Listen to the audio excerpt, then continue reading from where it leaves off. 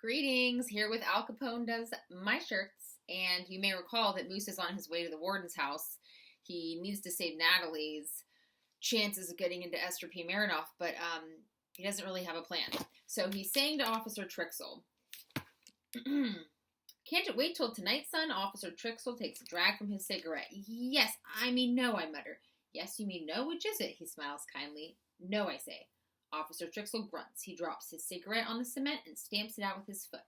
Then he buzzes the entry bell. The big steel hinges squeak shrill and sharp as the door opens. "Wait here," Officer Trixel says, and the door slams a solid steel close behind him. I wait a long time, wondering if they've forgotten about me, and considering giving up when the cell house door squeaks open again and Officer Trixel and the warden appear. The warden is as neat as ever. It's like he just came out of the barber shop. He smells of soap and cut grass. "Good morning," he says. "Good morning," I say. "Good morning, sir," I say. He looks around as if he doesn't know where to sit. He seems to decide on the bench, gives his trousers a tug, and sits down. Officer Trixel walks back to the cell house door and stands stiff and straight, not smoking now. "So," he unfolds his hands in his lap. He folds his hands in his lap. "What's this all about, Moose?" Well, I stutter. I stammer, my forehead suddenly sweaty. "I know you know important people in San Francisco. I was just wondering if you might call some of your, friends, and maybe they might ask the Esther P. Marinoff to reconsider. Natalie is doing much better. She should have gotten in." "Influence, is that what you're after, son?" "Yes, sir," I say. "I'll give it some thought, but offhand I can't come up with anyone who might be helpful with this." He sighs and shakes his head. He seems truly sorry. We sit silent for a moment. The warden looks at his watch. "Now it's time you were in school. Bet you can make the 8:30 if you run like the dickens." He pats my arm and gets up. "Thanks, sir," I say, "but I had an idea." He makes a pained noise in his throat. "I was thinking," my voice cracks. The idea is crazy, but I can't stop myself. "How about Al?"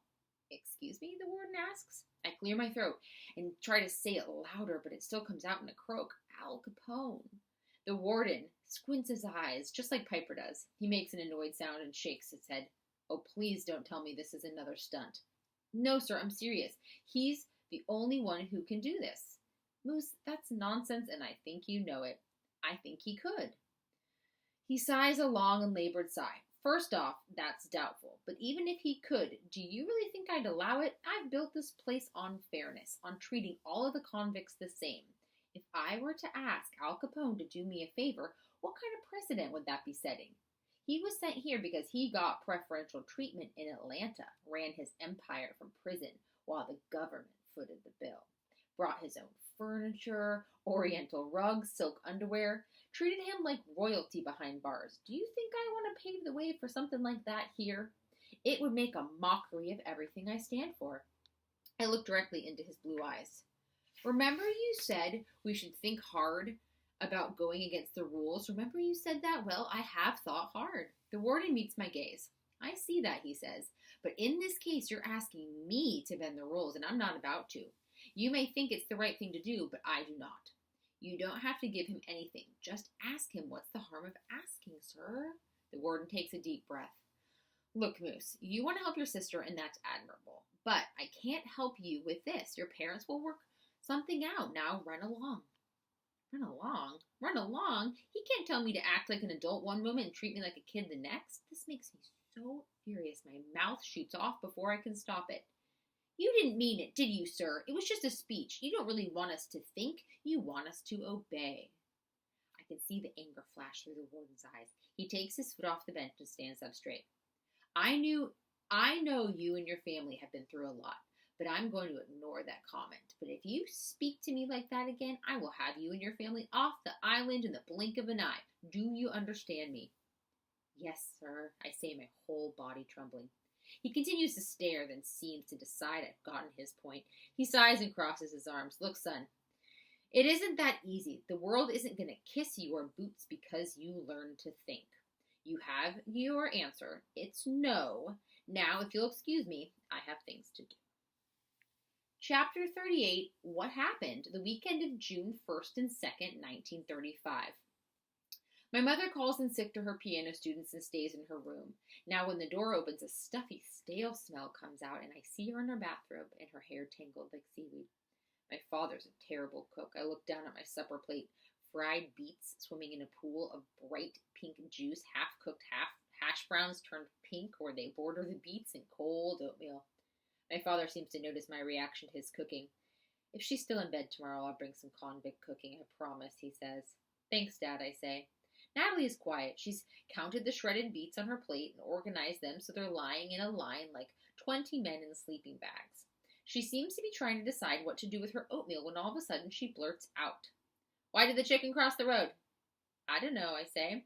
His buttons rolled to the other side, Natalie says, picking at her napkin. She looks at me and runs her tongue over her upper lip.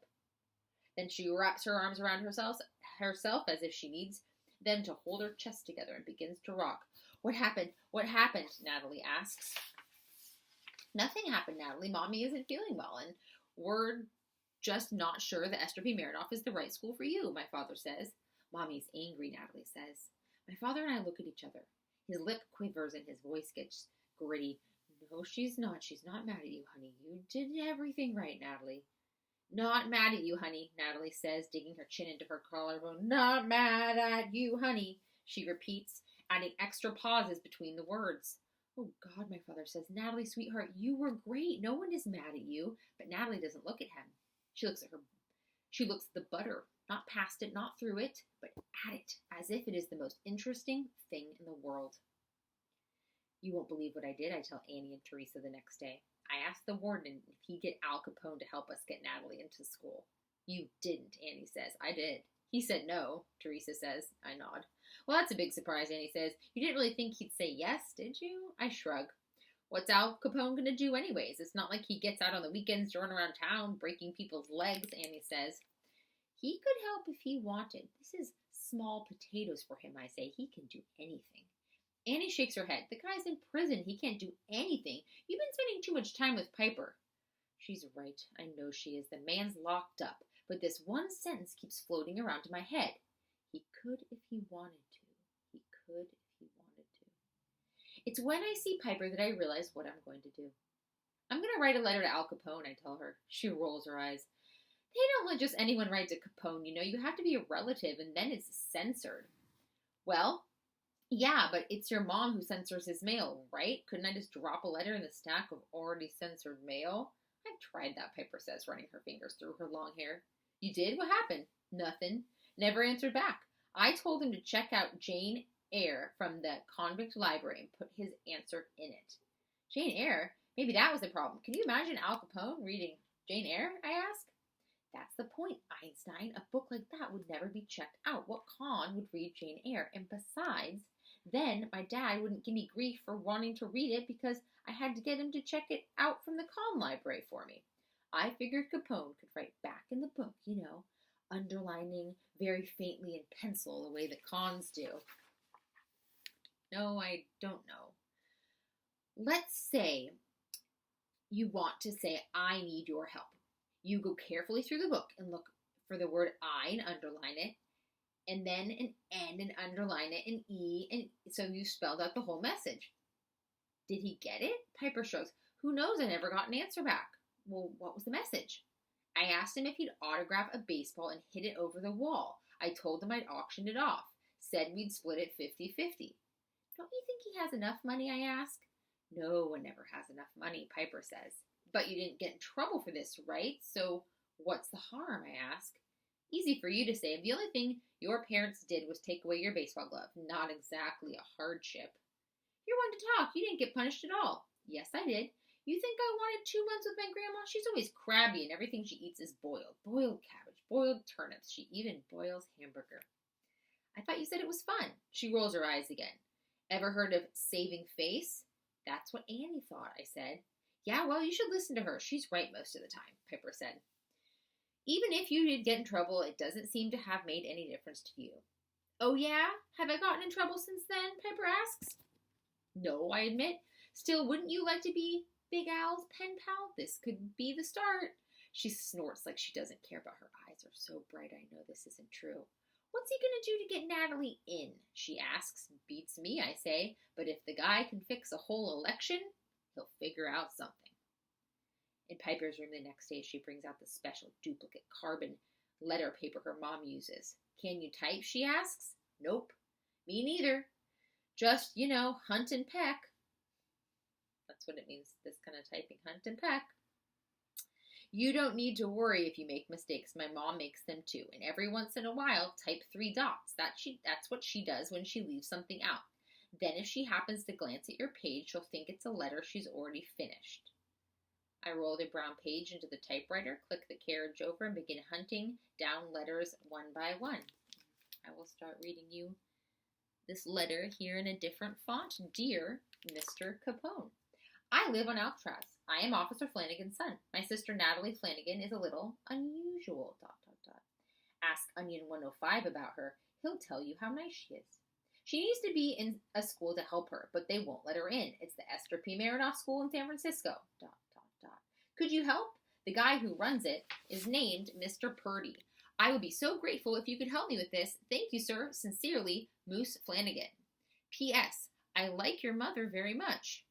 I like your mother very much, Piper says when she reads it. You gotta say something about the guy's mother. Why, she asks. Because then he remembers he has one and he knows we know her too. Makes him act better. It's the mom rule. All guys use it. This is Al Capone we're talking about. I don't think he'll fall for a cheap trick like that. I'm not taking it out, I say. Suit yourself. She takes the letter and presses it into thirds with her thumbnail, making 2 perfect, crisp folds. She disappears with the letter. In less than a minute, she's back. Piece of cake, she says. I get up to leave. Hey, Moose, if this doesn't work, you going back? Back where? Santa Monica, stupid. Not that I care or anything. I don't, she says. Well, if you don't care, why are you asking? I'm not asking, Piper says. Oh, now you're not asking. Okay, then I'm not answering. Piper bites at her bottom lip. Well, are you? I don't know, Piper. I walk down the stairs. When I get outside, I see Piper watching me through the window of her dad's library. When she sees I see her, she closes the curtain quick and disappears. Chapter 39 is The Warden, Tuesday, June 11th, 1935.